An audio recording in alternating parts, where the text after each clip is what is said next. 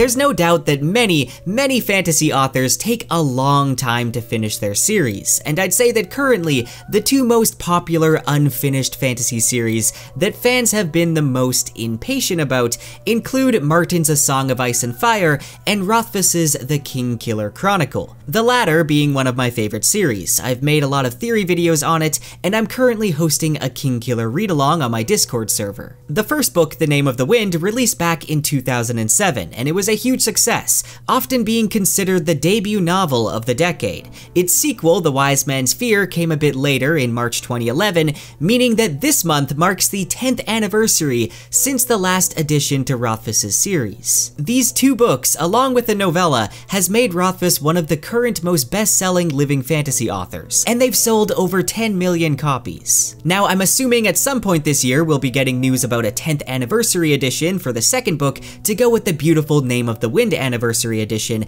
but what we're all waiting for is news about the third book. No, I do not know when it's coming out. Nobody does. Unless, Pat, if you wanna contact me and give me the information you got, you can trust me. I keep getting people DMing me about it as if I got some insider information. I don't. That's exactly what somebody would say if they did have insider information.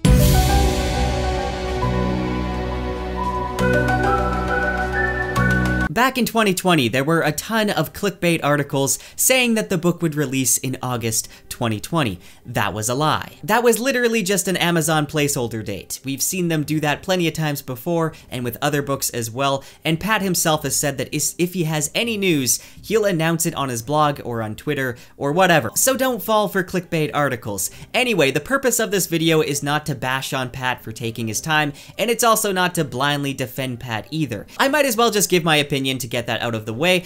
I don't feel like authors owe us anything, and I feel like as consumers, we often get very entitled and impatient, and we forget that writers are also human.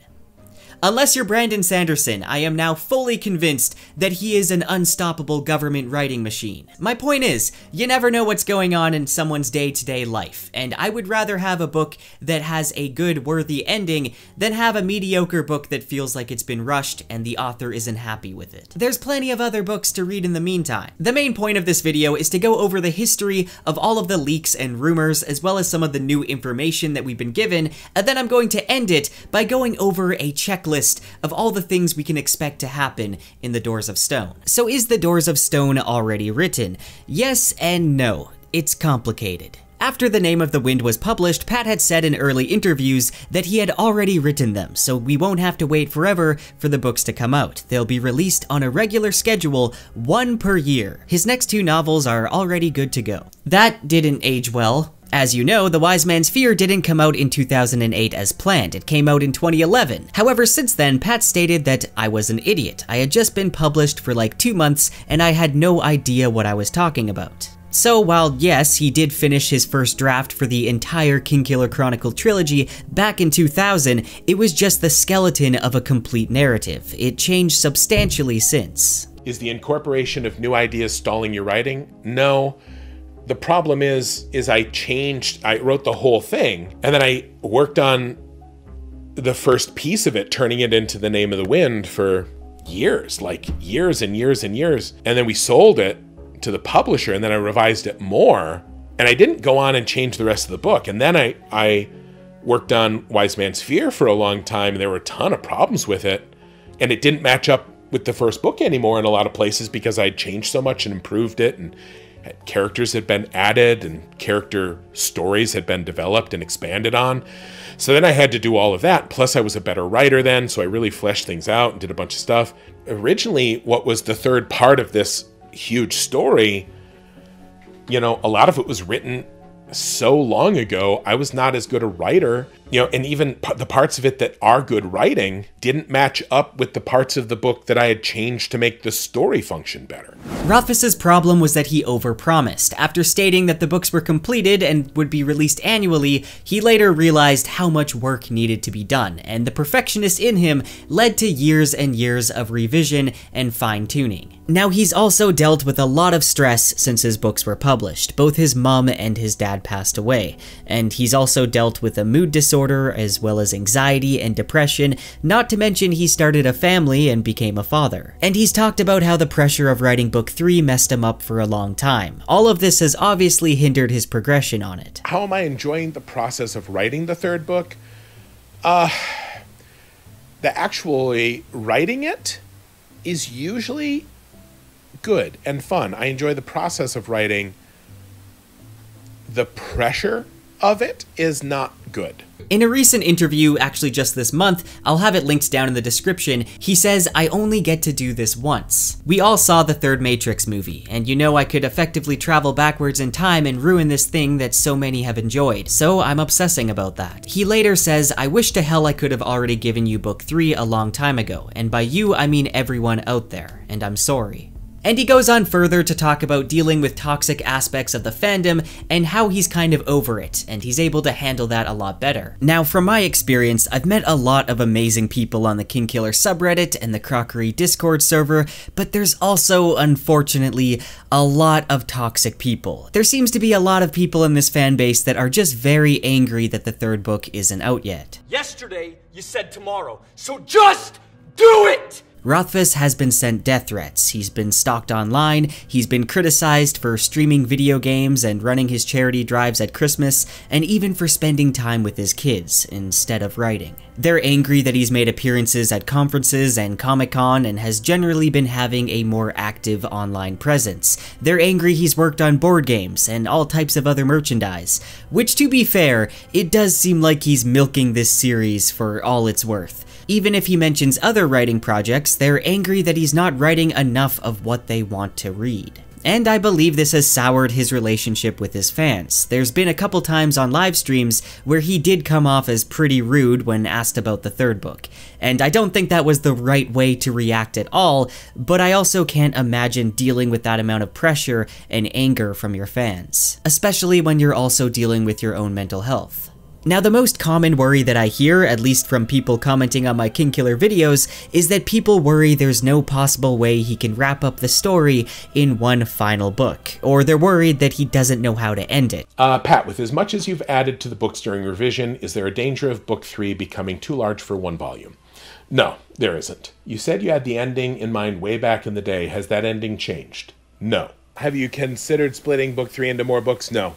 I don't think we need to worry about that. It's more so about everything in the middle being tied together nicely. I've seen a lot of people say there's no way he can answer everything in the third book, and the thing is, he doesn't need to. I believe he actually mentioned this in an interview, but books don't always need to answer everything, and I'm hoping that we're left with a little bit of mystery. Though I think there is answers to some of the main mysteries that will tie multiple things up at once. I'm gonna quickly go over a timeline of some of the things that we know. In February of 2013, Pat sent out beta versions of The Doors of Stone to his beta readers, and we got to see a picture of the manuscript. So this is when we know he had at least one version of the book that was complete, and later on in interviews he kind of hinted that the third book could be releasing in 2014. Now that didn't happen, but he must have at least thought that it was getting better. In 2014, the short story The Lightning Tree was published, as well as his novella The Slow Regard of Silent Things. We also learned that he was working on a companion story called The Tale of Laniel Young Again, which he originally envisioned as a novella, but it grew into a 1,000-word novel. After writing around 2/3 of it, he decided to shelve it in order to focus on The Doors of Stone.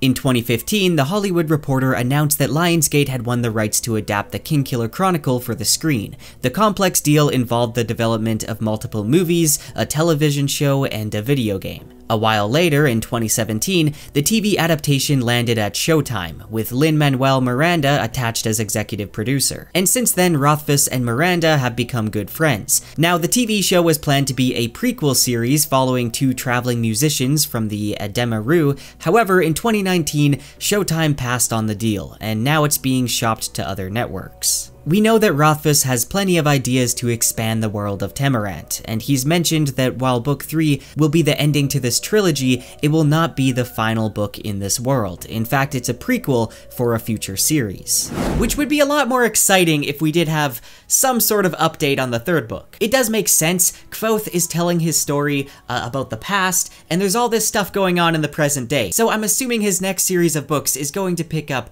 during the present day. In 2016, he mentioned that he had just dismantled a big part of the Doors of Stone and that it was looking a bit better. As he was trying to get things set up for a stream, a page from the third book was revealed, and this page doesn't reveal a whole lot. It's only page 9, and it takes place on the morning of the third day, where we see Kvothe and Bast talk about his injuries from fighting the bandits. That's pretty much it. However, a folder with the book's files was also revealed, which gives us the file sizes, and this led to people estimating the word count to be around 191,412. And from that, it's estimated the pages complete to be just under 5,000. We can see many different drafts of the book, with the most recent save being just a few weeks prior. Now, it seems like Rothfuss was not happy with this leak, and he wiped any trace of this leak from Twitch, and even now, it's pretty difficult to find. And this brings me to July 2020. Rothfuss's editor and publisher, Betsy Wolheim, said in a Facebook comment that I've never seen a word of Book 3, and that she doesn't think Rothfuss has written anything since 2014. Everything said, if I get a draft of Book 3 by surprise sometime, I will be extraordinarily happy, joyous actually, and will read it immediately with gusto. I love Pat's writing. I will instantly feel forgiving and lucky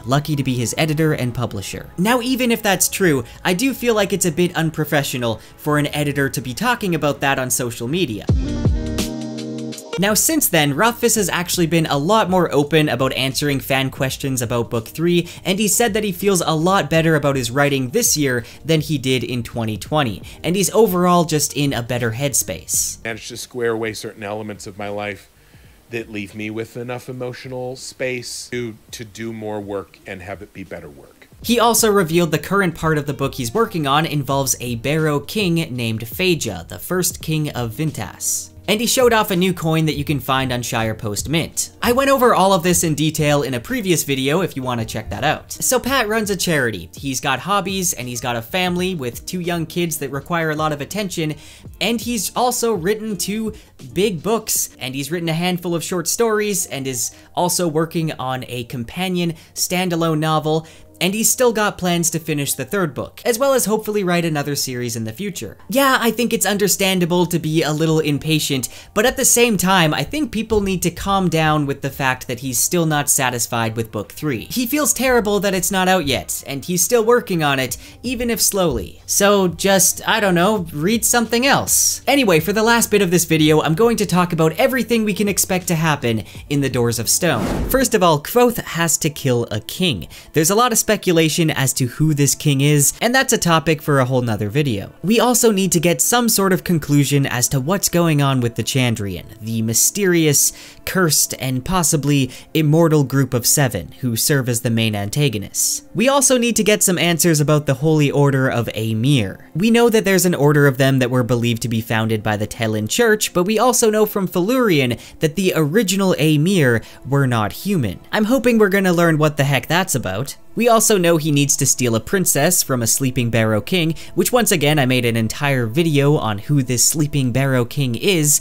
and we know he needs to talk to gods. I don't think we've seen that happen yet. Now there's a good handful of mysterious doors in the Kingkiller Chronicle, and I'm sure in the 3rd book, we're gonna get some answers as to what's up with these doors. There is the 4-plate door in the archives of the university, there's also the lockless door at the Lackless Estates, and there's the Doors of Stone that the man who stole the moon was locked behind. And some of these doors might even be one and the same. I don't know, I just want to know what's behind them. We need to know how he came across Folly, which a lot of fans believe could be Cinder's sword, and we need to know what's inside of the thrice-locked chest. Most likely he locked up his true name or something like that, and I just want to see him open it. There's also the Lackless box, which could be related to the Cathay in some way. It might hold the obsidian that Celatos used to poke out his own eye, or possibly it has a piece of the moon.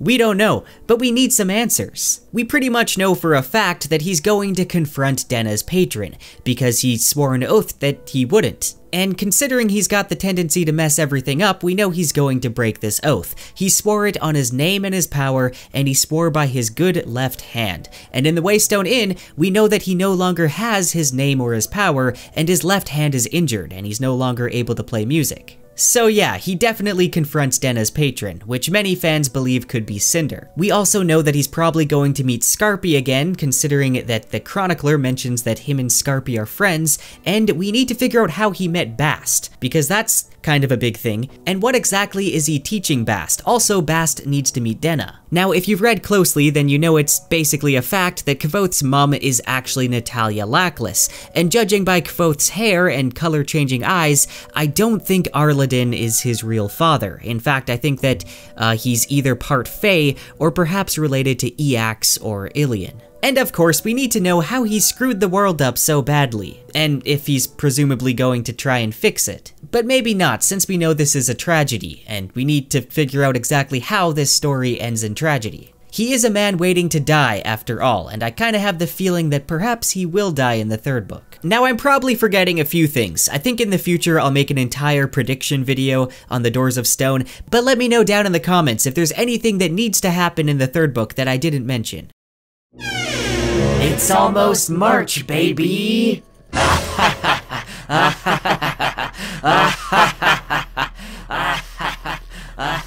read-along! You know you want to read me again and again and again. Oh no, it's so soon. Are you dancing? Is that doesn't look good. Yeah. You should stop that. How about this one? Are you doing the worm? You're not even doing it right. It's more like, you know, you gotta, it's... Read me, read me, read me, read me, read me. I guess it's time. Read me. I'd like to give a special shout out to my most recent high tier patron, Brian Moeller. It's thanks to you and all my patrons that I can make videos more often.